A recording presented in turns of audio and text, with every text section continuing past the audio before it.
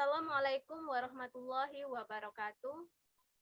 Selamat pagi, salam sejahtera untuk kita semua. Di sini kita telah bergabung bersama para pakar narasumber yang terhormat Ibu Tarisa selaku ahli ilmu komunikasi, yang terhormat Ibu Cindy selaku ahli psikologi, yang terhormat Ibu Meliana selaku ahli hukum di bidang ITE, serta Saudari Lia Amelia yang bertugas sebagai moderator pada simposium pagi hari ini. Puji syukur atas kehadiran Allah Subhanahu wa Ta'ala karena atas rahmat dan hidayahnya kepada kita, sehingga kita diberikan kesehatan yang luar biasa, serta salawat serta salam selalu tercurahkan kepada Nabi Agung kita, Nabi Muhammad Sallallahu Alaihi Wasallam. Baiklah, acara simposium pada pagi hari ini bertema pengaruh media sosial di kalangan masyarakat. Perkenalkan, nama saya Yeni Ulansari selaku pembawa acara yang akan membacakan susunan acara. Pertama, pembukaan. Kedua, menyanyikan lagu kebangsaan Indonesia Raya. Ketiga, penyampaian kata sambutan dari ketua pelaksana. Keempat, penyampaian materi serta diskusi. Kelima, penutup. Baiklah, untuk memulai acara simposium pada pagi hari ini, marilah kita bersama-sama melapaskan lapas basmalah. Selanjutnya, menyanyikan lagu kebangsaan Indonesia Raya.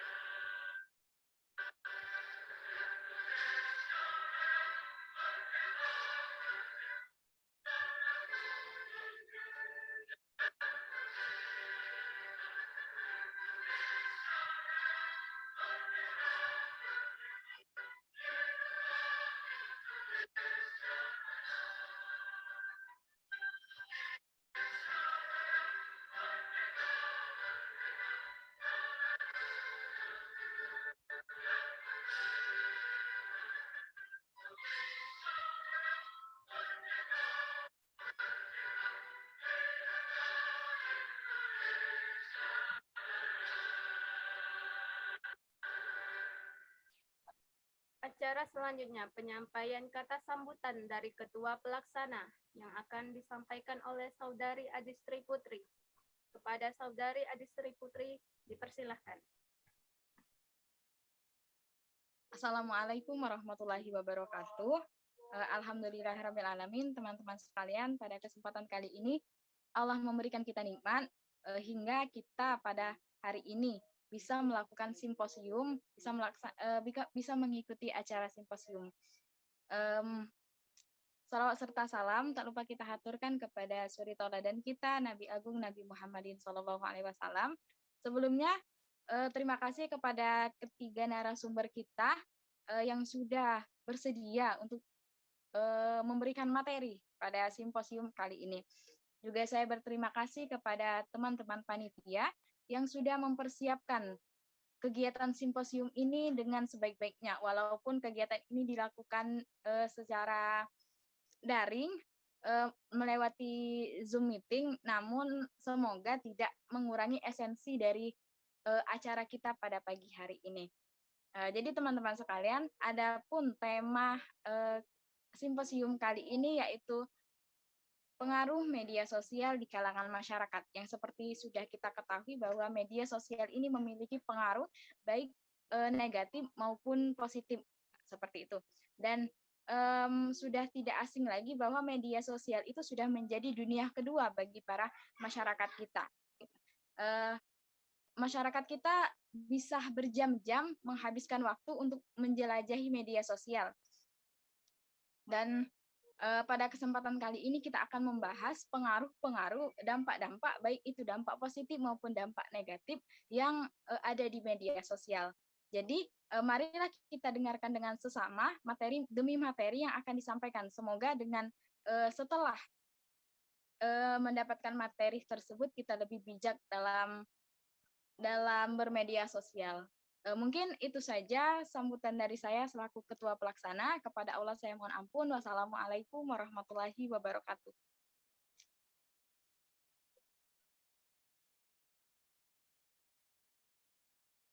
Terima kasih kepada Saudari Adistri Putri atas kata sambutannya. Acara selanjutnya, penyampaian materi serta diskusi. Untuk memasuki acara inti yang akan dipandu oleh Lia Amelia, kepada Saudari Lia Amelia, dipersilahkan.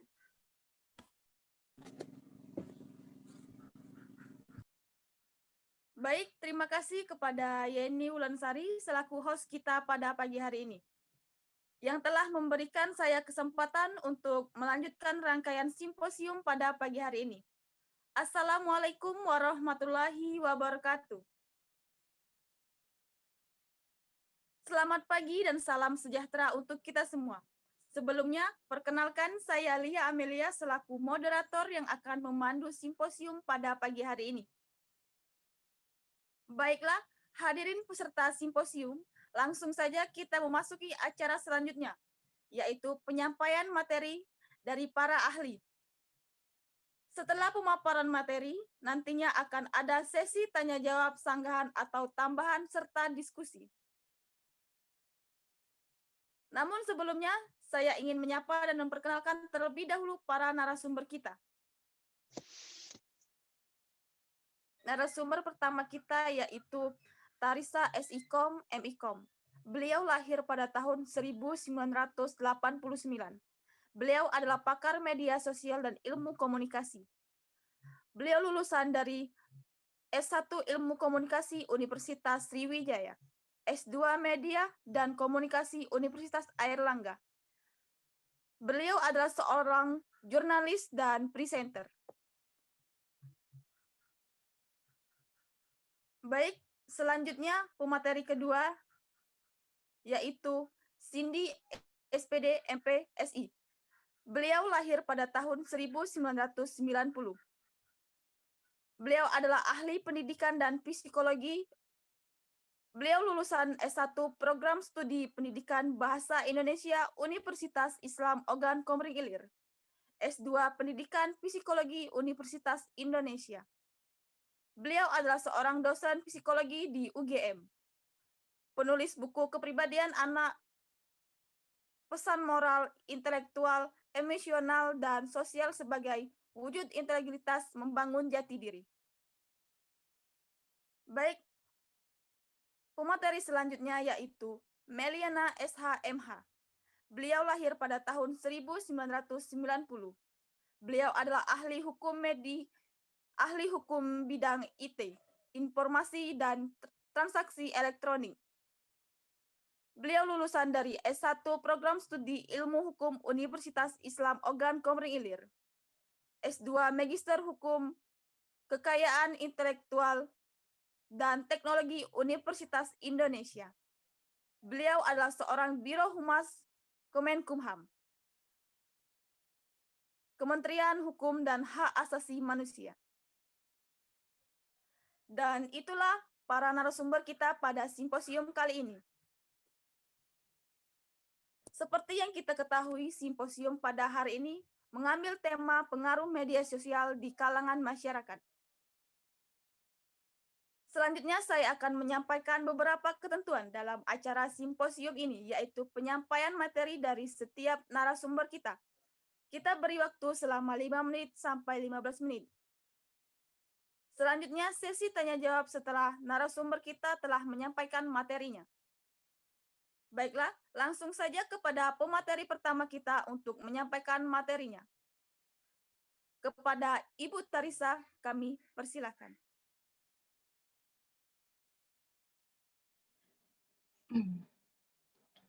Baiklah, terima kasih kepada moderator. Assalamualaikum warahmatullahi wabarakatuh.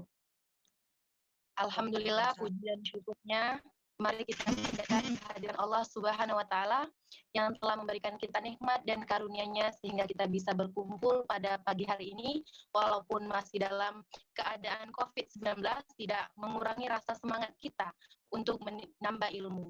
Tentunya dalam situasi Zoom seperti ini. Baik, hari ini tema kita tentang pengaruh media sosial di kalangan masyarakat.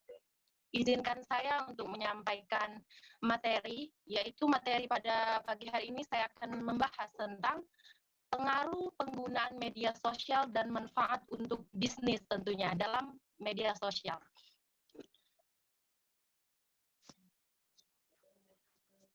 Baik, langsung saja. Judul tema yang ingin saya bahas pada simposium pagi hari ini yaitu tentang pengaruh penggunaan media sosial dan manfaat untuk bisnis. Tentu saat kita ingin melihat pengaruh media sosial di kalangan masyarakat, tentu kita akan mengetahui apa itu media sosial. Media sosial adalah media daring yang digunakan untuk kebutuhan komunikasi jarak jauh, proses interaksi antara satu user dengan user lain, serta mendapat sebuah informasi melalui perangkat aplikasi khusus menggunakan jaringan internet.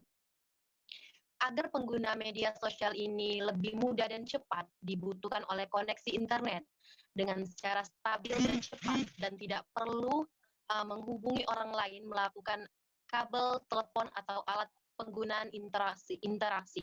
Karena media sosial ini adalah media yang sangat berperan penting dalam kehidupan sehari-hari tentunya. Karena media sosial ini banyak sekali digunakan oleh semua kalangan masyarakat. Jadi dengan media sosial ini adalah media daring yang digunakan untuk kebutuhan komunikasi jarak jauh tentunya. Mungkin dulu saat kita belum memiliki media sosial, itu sangat sulit sekali jika kita ingin menyampaikan suatu pesan atau kabar berita. Tapi dengan sekarang sudah kita memiliki media sosial, maupun kita saat ini ada berada di sini dan yang ingin kita sampaikan suatu pesan itu ada di jarak jauh. Jadi dengan adanya media sosial ini, dengan kita menyampaikan pesan, itu akan terasa cepat sekali. Karena saat ini sudah adanya alat yang canggih, yaitu seperti telepon. Di dalam telepon juga tidak hanya memiliki apa saja, karena di dalam aplikasi telepon itu bisa menyampaikan suatu pesan di dalam telepon. Yen, pakai potongnya langsung yang bagian Facebook apa-apa itu nah langsung situ. Baik, langsung saja di dalam telepon, dalam media sosial itu pasti sudah memiliki berbagai aplikasi. Rekomendasi jenis-jenis media sosial untuk bisnis ini tentu banyak sekali aplikasi-aplikasi yang bisa membuat bisnis kita lancar. Salah satunya Facebook. Jenis media sosial yang pertama adalah Facebook, karena situs jejaring sosial ini merupakan media yang paling banyak digunakan seluruh penjuru dunia. Menurut sumber dari Wikipedia, pada tahun 2017, jumlah member di Facebook telah mencapai 2.047 lebih pengguna. Jadi Facebook ini juga merupakan salah satu sosial media yang paling sering digunakan oleh orang yang berbisnis. Karena di dalam Facebook ini kita akan bisa mengupload apa yang ingin kita jual tentunya, bisnis-bisnis yang ingin kita promosikan. Nah, salah satu tempat promosi ini bisa melalui akun Facebook. Karena kita akan memiliki banyak teman di dalam Facebook, tentunya bukan saja teman yang ada di Indonesia maupun yang ada di daerah kita, ini akan bisa langsung ke luar negeri. Karena situs jejaringan media sosial ini telah mencakup seluruh dunia. Jadi jika kita ingin mengiklankan produk kita melalui akun Facebook, itu tidak hanya bisa dilihat oleh orang Indonesia saja atau oleh orang di sekitar kita, tetapi bisa dilihat oleh orang seluruh dunia. Dan itu salah satu bentuk promosi yang luar biasa, sehingga siapapun yang melihat bisnis kita itu bisa tertarik dengan melihat yang kita upload. Kedua yaitu YouTube. Saat ini akun YouTube sangat sekali bisa dibilang sangat luar biasa sekali, karena akun YouTube sekarang kalau sudah subscribernya sangat banyak itu bisa menghasilkan uang.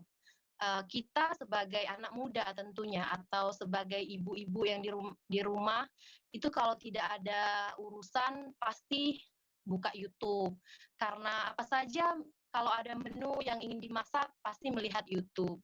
Nah, itu salah satu bentuk yang perlu kita pertimbangkan, yang perlu kita tingkatkan kita sebagai seorang pembisnis tentunya. Kita harus bisa memanfaatkan itu tersebut, akun YouTube tersebut. Tidak hanya kita melihat saja, namun kita harus bisa menghasilkan uang dari akun YouTube tersebut.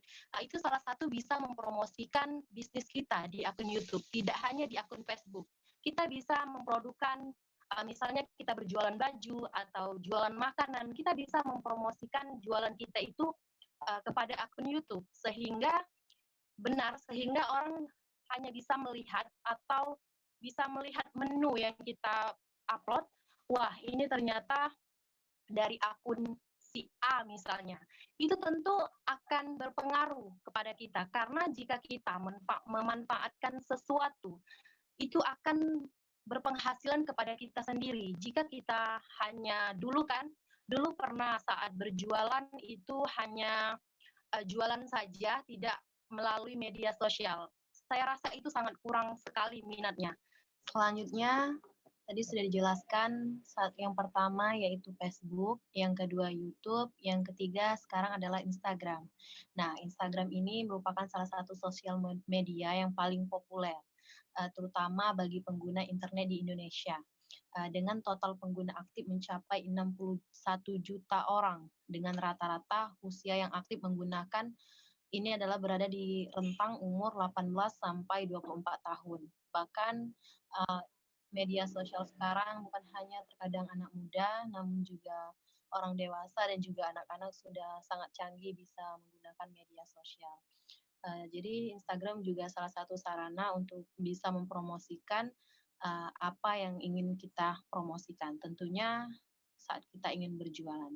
Yang keempat yaitu LinkedIn. Yaitu LinkedIn ini adalah link di mana saat kita suatu jenis link saat kita ingin mencari suatu pekerjaan. Salah satu link ini bisa menarik kita untuk mempromosikan apa yang ingin kita promosikan. Selanjutnya yaitu Twitter.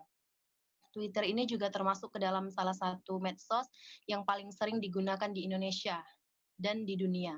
Twitter terkenal dengan fitur thread, di mana Anda dapat memposting berbagai hal untuk dilihat dan oleh teman-teman. Twitter ini juga dapat posting kata-kata yang bisa membuat para pelanggan atau para pembeli untuk minat dengan apa yang kita promosikan. Selanjutnya yaitu WhatsApp. Nah, WhatsApp ini adalah media sosial terakhir yang paling sering digunakan untuk membantu kebutuhan bisnis. Karena WhatsApp ini bisa sangat sekali interaksinya sangat cepat terhadap pembeli dan juga penjual. Jadi WhatsApp ini sangat penting sekali dalam mempromosikan karena memiliki berbagai kemudahan dan dapat menggantikan peran dari fitur pengiriman pesan SMS yang dulu sering digunakan. Selanjutnya yaitu dampak media sosial. Saat kita menggunakan media sosial, pasti kita memiliki dampak dari media sosial tersebut. baik itu dampak positif maupun dampak negatif. Sekarang saya akan menjelaskan dampak positif terlebih dahulu. Yang pertama yaitu meningkatkan keuntungan diri penjual dari produk. Jadi saat kita menggunakan media sosial dalam berbisnis, itu akan memiliki keuntungan dari penjual produk tersebut. Mengapa dikatakan meningkatkan keuntungan? Karena saat kita mempromosikan produk kita, tentu kita akan memilih produk yang benar-benar yang bisa menarik perhatian pembeli dan juga tentunya yang bermanfaat untuk banyak orang, tidak hanya asal produk yang sudah terbukti memang memang benar. Selanjutnya yaitu meningkatkan kredibilitas perusahaan atau organisasi. Nah, semakin banyak informasi yang tersebar secara bebas dan cepat melalui internet, berita atau artikel yang ditampilkan juga dapat mengandung unsur pembohongan. Jadi apabila Anda tidak mengecek atau memverifikasi keaslian dari konten tersebut, dari promosi tersebut, itu bisa membuat perusahaan atau organisasi itu percaya jika kita telah benar-benar produk yang kita buat, yang kita promosikan itu memang benar dan menyebarkan isu yang memang tidak hoax. Sehingga perusahaan manapun akan berminat untuk mengajak kita untuk berbisnis atau membeli produk kita.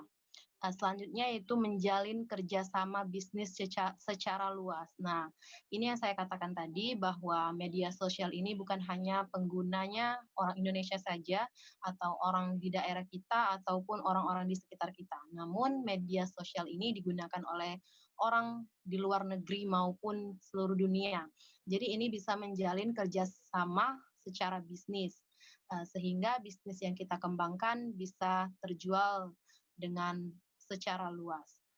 Itu saja dampak positif yang kita dapatkan dalam berbisnis.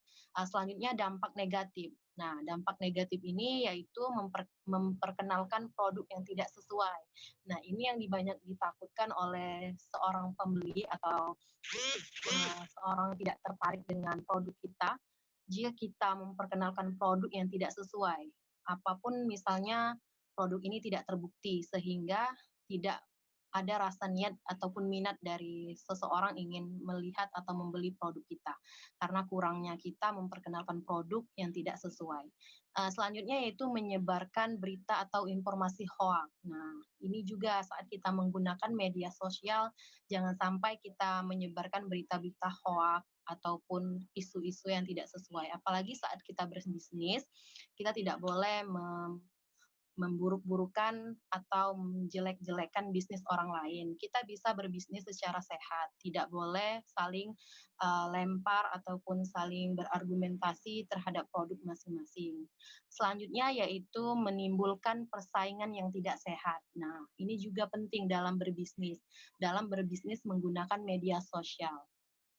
Karena dalam sesaingan secara sehat ini harus dibutuhkan. Jika kita tidak secara sehat, maka akan timbul perselisihan. Selanjutnya yaitu manfaat dari penggunaan media sosial. Manfaat dari penggunaan media sosial ini yang pertama mendapatkan informasi secara aktual. Maksudnya di sini membagikan berbagai konten terbaru sangatlah mudah dilakukan saat ini. Karena sekarang banyak sekali aplikasi sosial media yang dibuat untuk membantu proses pencarian berbagai sumber informasi dalam setiap bidang kehidupan. Informasi tersebut berasal dari berbagai daerah di seluruh penjuru dunia. Jadi mendapatkan informasi secara aktual ini bukan saja mendapatkan informasi yang tidak penting, tentunya saat selangkah lebih maju istilahnya. Kita bisa mengetahui keadaan-keadaan di Indonesia, bagaimana tentang kejadian-kejadian yang di luar sana, maupun seperti negara-negara yang di luar sana, kita lebih bisa mendapatkan informasi secara aktual. Selanjutnya yaitu mampu berkomunikasi secara real time. Di sini maksudnya kita sering menghabiskan waktu untuk melakukan percakapan dengan teman, saudara, dan yang lainnya. Dengan menggunakan platform media sosial ini, jika benar, maka percakapan atau bisa disebut chatting merupakan bentuk komunikasi yang dapat dilakukan secara real time atau langsung. Nah, manfaat utama media sosial ini untuk memutuskan jarak dan waktu. Jadi, jarak dan waktu dalam penyampaian informasi dan satu pihak ke pihak lain sehingga informasi tersebut dapat tersampaikan secara langsung meskipun berbeda wilayah dari berjauhan. Selanjutnya yaitu meningkatkan brand awareness. Di sini saat kemunculan dalam media sosial dapat lebih mudah untuk terhubung dengan pelanggan. Jadi sebaliknya juga pelanggan dapat terhubung. Jadi ada interaksi secara bersamaan antara pelanggan dan penjual, begitu pun penjual dengan pelanggan. Jadi ada interaksi secara real di dalam medsos tersebut, dalam media sosial. Dengan adanya secara langsung seperti ini, dapat meningkatkan loyalitas konsumen ataupun pembeli. Bisa meningkatkan karena antara percakapan penjual dan pembeli. Selanjutnya yaitu meningkatkan traffic dan peningkat pencairan. Nah, di sini meningkatkan traffic dan peringkat pencairan ini, semakin Anda aktif dan rajin untuk mengupdate informasi dan konten terbaru pada situs jejaring sosial, maka akan memberikan efek yang sama untuk website Anda, yaitu meningkatkan trik dan pengunjung.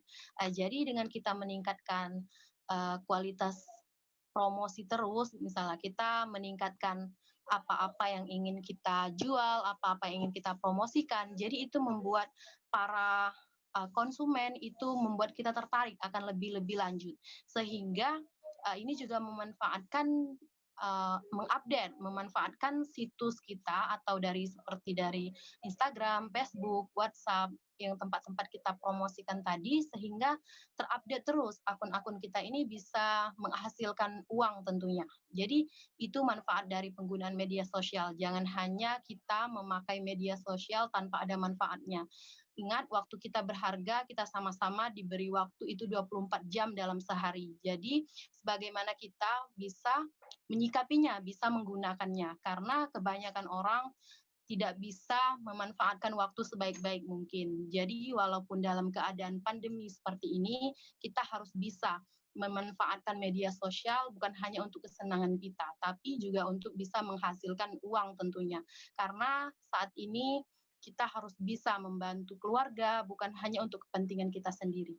Mungkin teman-teman mahasiswa, ibu-ibu rumah tangga tentunya, ataupun para pembisnis yang di luar sana, semoga bisa bermanfaat apa yang saya sampaikan di sini. Semoga ilmunya bisa diterapkan secara langsung dan semoga dapat dimengerti. Terima kasih. Saya ucapkan Assalamualaikum warahmatullahi wabarakatuh. Waalaikumsalam warahmatullahi wabarakatuh. Baik, terima kasih kepada Ibu Tarisa yang telah menyampaikan materinya. Selanjutnya penyampaian materi yang akan disampaikan oleh narasumber kita yaitu Ibu Cindy. Kepada Ibu kami persilahkan. Baiklah, terima kasih kepada moderator. Langsung saja saya akan menyampaikan materi saya mengenai penggunaan media sosial dalam dunia pendidikan dan ilmu psikologi. Proses pendidikan ini merupakan sebuah proses terstruktur dengan menyerap informasi dan ilmu pengetahuan. Biasa menjadi salah satu pengendalian yang cukup menghibur di tengah kebosanan selama pandemi ini. Media sosial juga hadir sebagai wadah komunikasi yang memudahkan manusia bertukar informasi baik berupa teks, gambar, maupun video. Tak heran jika keberadaan media sosial menjadi jembatan penghubung ke dunia yang lebih luas lagi. Di sini pun ada dampak negatif media sosial terhadap kesehatan mental, yaitu ada 3. Yang pertama, kecanduan media sosial. Kecanduan media sosial ini memiliki kriteria kecanduan seperti penggunaan media sosial membuat seseorang mengabaikan kehidupan pribadi dan memengaruhi suasana hati seperti cemas dan gelisah saat berhenti menggunakannya. Yang kedua yaitu kesepian. Kesepian ini menunjukkan otak manusia terbatas dalam menangani banyak teman hanya dengan interaksi sosial lewat tatap muka langsung. Secara seseorang bisa menjaga pertemanan dan hubungan dengan orang lain. Yang ketiga yaitu kurang bahagia hingga berujung depresi. Ini sering terjadi ketika seseorang membandingkan dirinya dengan kehidupan orang lain yang ia lihat via media sosial. Jika terus berlanjut, perasaan kurang bahagia bisa berujung pada kecemasan dan depresi. Selain kesehatan mental, pengguna media sosial secara berlebihan bisa memengaruhi kesehatan fisik, di antaranya kesulitan tidur hingga insomnia. Lantas, waktu yang dianjurkan untuk menggunakan media sosial di dalam sehari yaitu kurang lebih dari 2 jam per hari. Baik, terima kasih. Itulah yang bisa saya sampaikan. Lebih dan kurangnya saya mohon maaf. Apabila ada kata, saya mohon ampun. Saya kembalikan kepada moderator. Baik, terima kasih kepada Ibu telah menyampaikan materinya. Selanjutnya penyampaian materi yang akan disampaikan oleh narasumber kita kepada Ibu, kami persilahkan.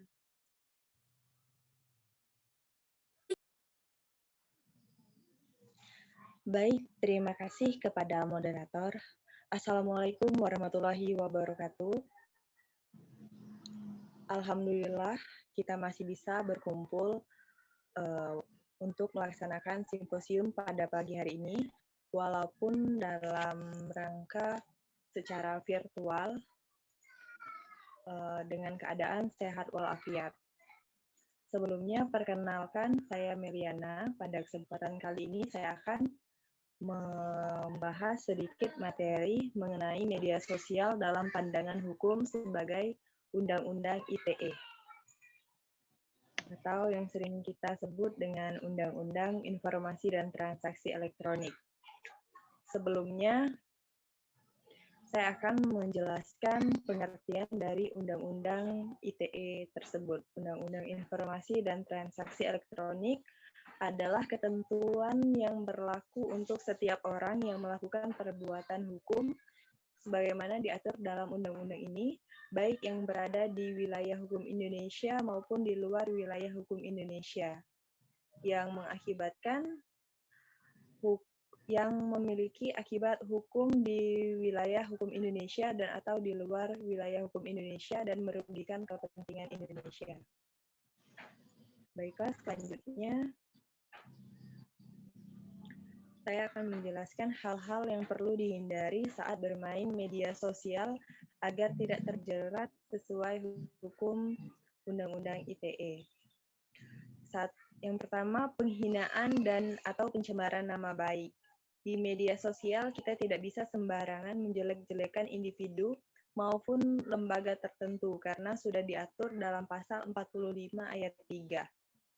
Sebagai contoh kasusnya bisa kita lihat cuitannya dilaporkan ke polisi, Ferdinand Setia Kooperatif, istri kedua ex-wakil Presiden Yusuf Kala, Muswirah Yusuf Kala melaporkan Ferdinand Hutahain dan Rudi S. Kamri ke Bareskrim Polri.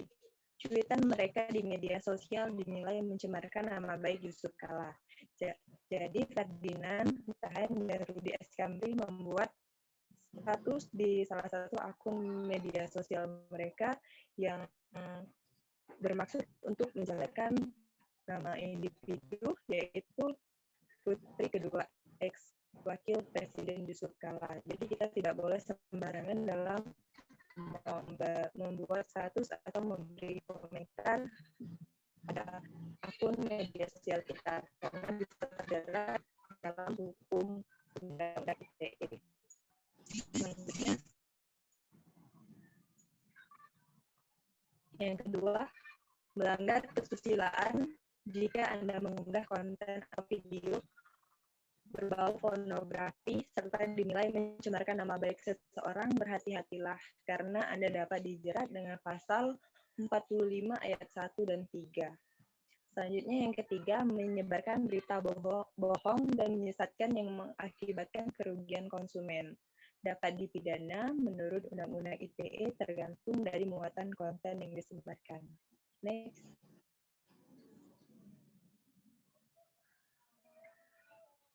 Seperti jika berita bohong bermuatan kesusilaan maka dapat dijerat pidana berdasarkan pasal 27 ayat 1 Undang-Undang ITE.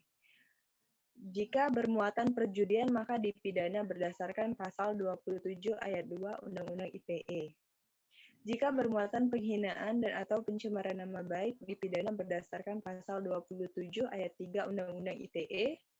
Jika bermuatan pemerasan dan atau pengancaman dipidana berdasarkan pasal 27 ayat 4 Undang-Undang ITE.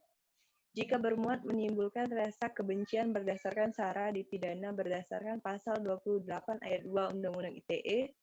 Jika bermuatan ancaman kekerasan atau menakut-nakuti yang ditunjuk secara pribadi dipidana berdasarkan pasal 29 Undang-Undang ITE. Next. Yang keempat, menyebarkan kebencian dan atau permusuhan individu dan atau kelompok masyarakat tertentu berdasarkan atas suku, agama, ras, dan antar golongan, menuliskan status dalam jejaring sosial informasi yang berisi provokasi terhadap suku atau agama tertentu dengan maksud menghasut masyarakat untuk menerapkan atau melakukan anarki terhadap kelompok tertentu, maka pasal 28 ayat 2 Undang-Undang ITE ini secara langsung dapat digunakan oleh aparat penegak hukum atau APH untuk menjerat pelaku yang menuliskan status tersebut. Ancaman pidana dari pasal 28 ayat 2 Undang-Undang ITE tersebut diatur dalam pasal 45A ayat 2 Undang-Undang Nomor 19 Tahun 2016. Baik, next. Nah, mungkin itu saja materi kita pada simposium hari ini. Semoga bisa bermanfaat untuk kita semua dan semoga bisa menambah pengetahuan kita semua agar lebih berhati-hati dalam menggunakan media sosial. Baiklah, saya Meliana. Mohon maaf apabila ada salah kata. Kepada Allah saya mohon ampun. Saya ucapkan wassalamualaikum warahmatullahi wabarakatuh. Saya kembalikan kepada moderator.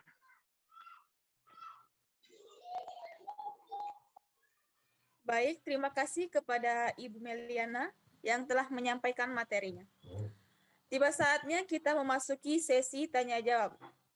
Dengan beberapa ketentuan, bagi peserta yang ingin bertanya, dipersilakan untuk menyebutkan identitasnya terlebih dahulu.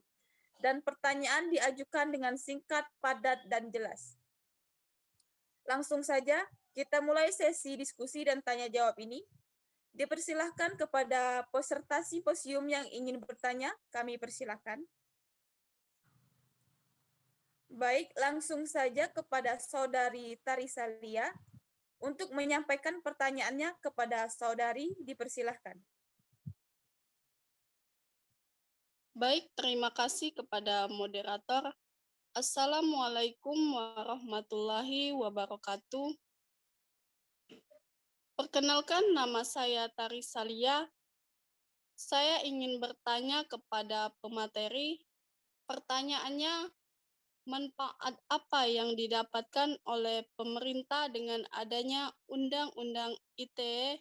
Seperti apa? Jelaskan. Terima kasih.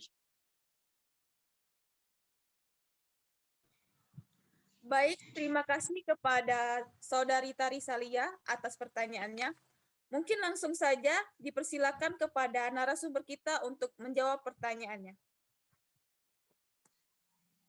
Baik, langsung saja saya akan menjawab pertanyaan dari Saudari Tarisalia mengenai manfaat yang didapatkan oleh pemerintah dengan adanya Undang-Undang ITE itu seperti menjamin kepastian hukum bagi masyarakat yang melakukan transaksi secara elektronik, mendorong pertumbuhan ekonomi Indonesia sebagai salah satu upaya mencegah terjadinya kejahatan berbasis teknologi informasi, melindungi masyarakat pengguna jasa dengan memanfaatkan teknologi informasi. Jadi yang jelas manfaatnya itu sebagai atau untuk melindungi dari kejahatan di media sosial. Mungkin itu saja dari saya akhiri dengan ucapan wassalamualaikum warahmatullahi wabarakatuh.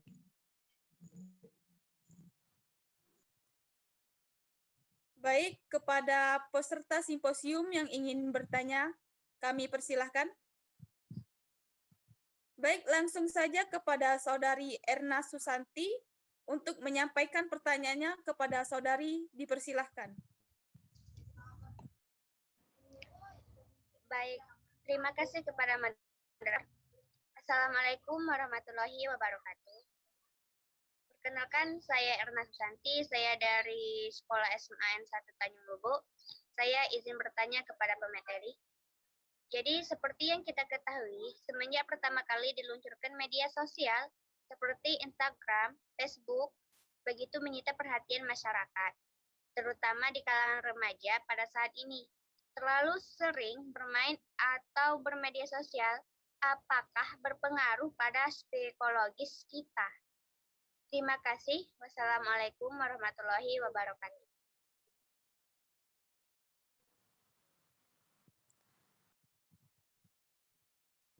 Baik, terima kasih kepada Saudari Erna Susanti atas pertanyaannya.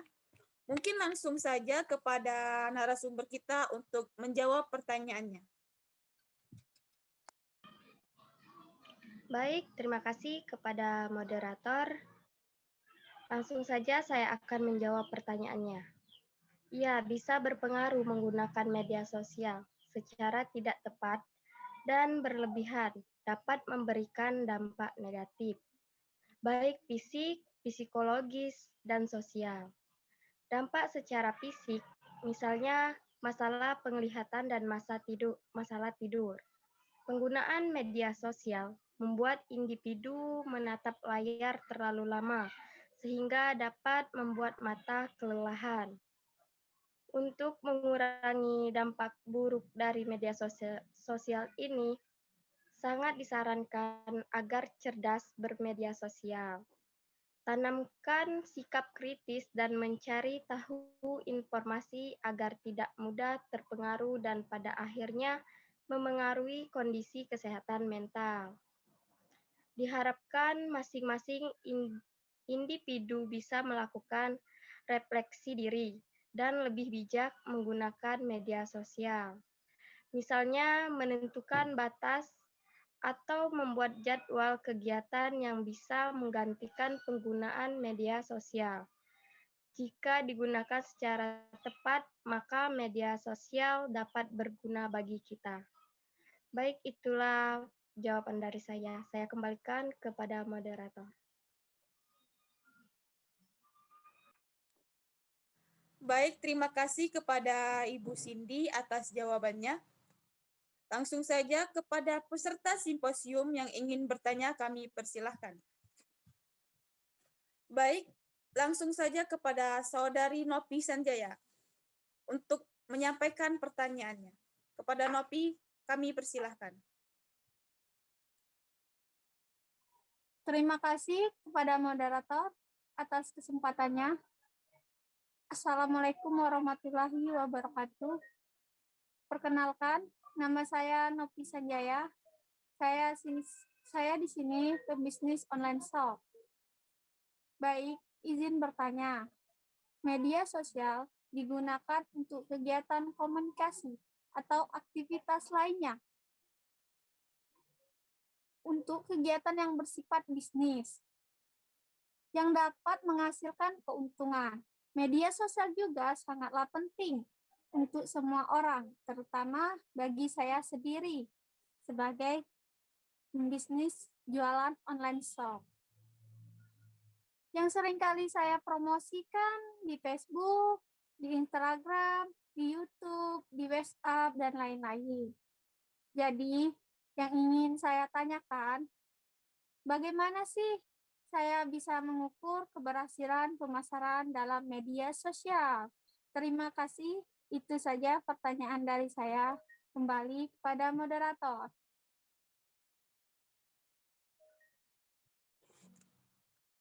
Baik, terima kasih kepada Saudari Nopi Sanjaya atas pertanyaannya. Mungkin langsung saja kepada narasumber kita untuk menjawab pertanyaannya.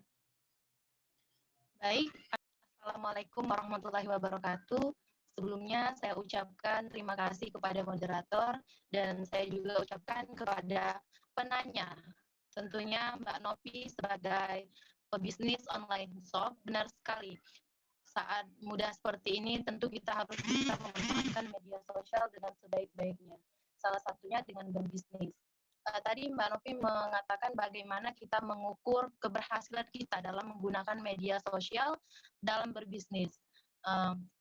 Tentunya kita mengukur keberhasilan kita dalam berbisnis itu tentunya tergantung dari kita sendiri. Bagaimana niat kita ingin mencapai keberhasilan itu. Karena jika kita melakukan sesuatu hanya sekedar setengah, ibaratnya tidak mencapai dengan keberhasilan, kita tidak akan bisa mencapai keberhasilan itu. Jika kita hanya mempromosikannya, kita hanya menjualnya tidak dengan sungguh-sungguh, maka itu tidak akan dikatakan berhasil. Nah, ada juga tips bagaimana kita bisa mencapai keberhasilan itu, yaitu membuat pemasaran konten yang luar biasa, yaitu dalam menawarkan metrik, yaitu dalam menawarkan apa yang kita promosikan.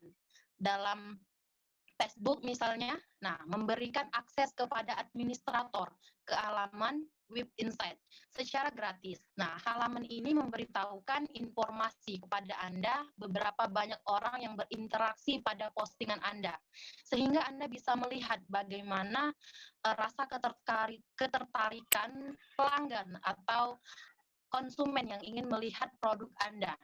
Dan juga postingan Anda ini dapat menggunakan data tersebut untuk merencanakan postingan berikutnya dengan lebih baik, dengan memutuskan cara yang paling efektif untuk berhubungan dengan fans atau followers Anda. Karena Anda tidak hanya mengiklankan produk Anda kepada Facebook, Instagram, maupun media lainnya.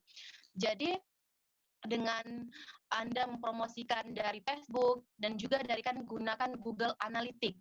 Salah satunya gunakan Google Analytics untuk melihat seberapa efektif kampanye sosial media dalam memberikan kontribusi traffic ke situs utama atau toko online yang Anda inginkan.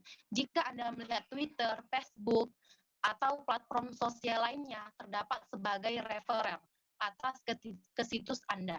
Jadi itu artinya usaha marketing Anda, sosial media Anda tidak sia-sia.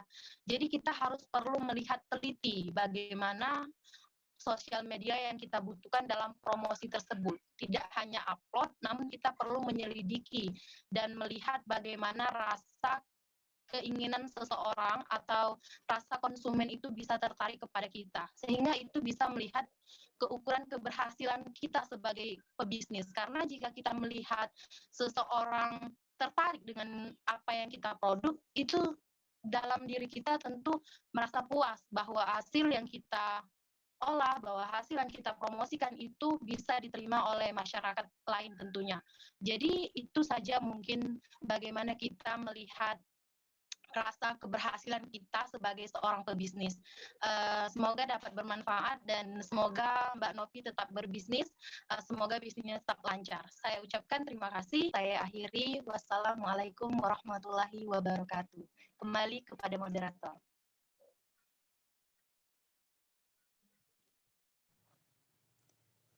Baik, terima kasih kepada Ibu Tarisa atas penjelasannya.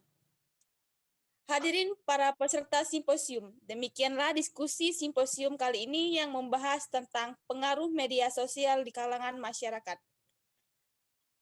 Sebelum sesi ini diakhiri, saya akan mencoba menyimpulkan hasil simposium pada pagi hari ini. Baiklah, kesimpulan dari pemateri pada simposium pagi ini yaitu media sosial sangatlah berperan penting dalam kehidupan kita, baik itu dalam masyarakat maupun bagi mahasiswa ataupun pebisnis. Jadi kita harus menggunakan media sosial dengan sebaik-baiknya, jangan sampai menyalahgunakannya. Apabila kita salah langkah dalam menggunakan media sosial, maka akan ada sanksi maupun denda bagi orang yang menyalahgunakan media sosial tersebut. Baik itu hukuman, penjara, maupun denda ataupun kurungan karena banyak peraturan-peraturan perundang-undangan yang mengatur tentang penggunaan media sosial. Baiklah, sekian diskusi kita pada hari ini. Terima kasih saya ucapkan kepada para narasumber kita yang telah menyampaikan materinya. Dan terima kasih kepada seluruh peserta atas partisipasinya selama mengikuti diskusi simposium pada pagi hari ini. Selanjutnya, acara saya kembalikan kepada host. Terima kasih. Wassalamualaikum warahmatullahi wabarakatuh. Terima kasih kepada Saudari Lia Amelia selaku moderator pada simposium pada pagi hari ini. Tibalah kita saatnya di penghujung acara. Terima kasih kepada para narasumber, peserta simposium yang telah mengikuti serangkaian acara hingga akhir. Saya Yene Ulansari, wakili panitia, pamit undur diri. Apabila ada salah kata, saya mohon maaf. Kepada Allah, saya mohon ampun. Wassalamualaikum warahmatullahi wabarakatuh.